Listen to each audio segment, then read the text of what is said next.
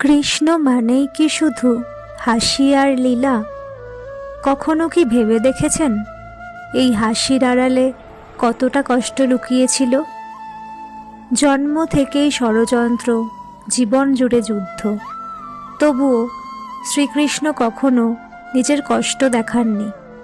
কেন?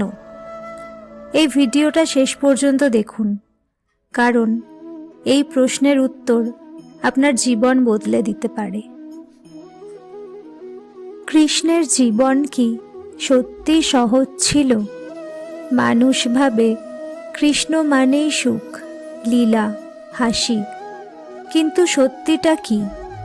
জন্মের সাথে সাথেই মৃত্যুর হুমকি, মায়ের কোল ছাড়া জীবন শুরু, শিশুকালেই ষড়যন্ত্র, বিষ, হত্যা, যৌবনে নিজের জাতি ধ্বংস হতে দেখা, মহাভারতে নিজের প্রিয়জনদের রক্তপাত।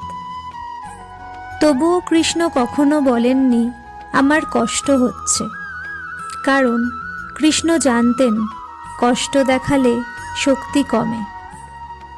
কৃষ্ণ বিশ্বাস করতেন কষ্ট দেখানো মানেই দুর্বল হওয়া নয়, কিন্তু কষ্টে আটকে থাকা মানেই দুর্বল হওয়া।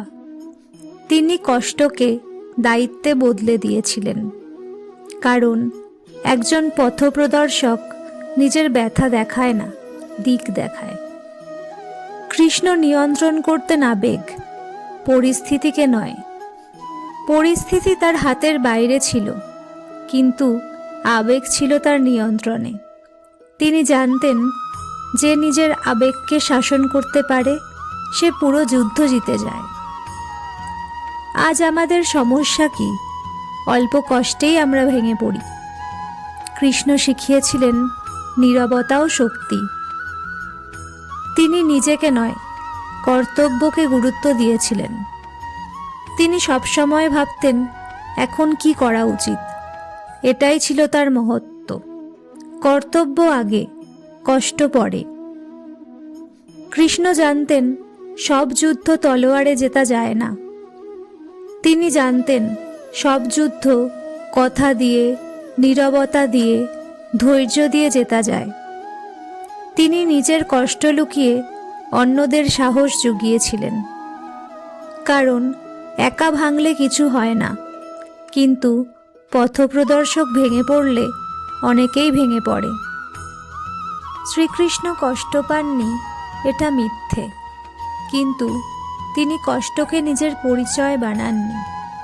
কারণ যারা সত্যিই শক্ত তারা কষ্ট দেখায় না, তারা দৃষ্টান্ত তৈরি করে।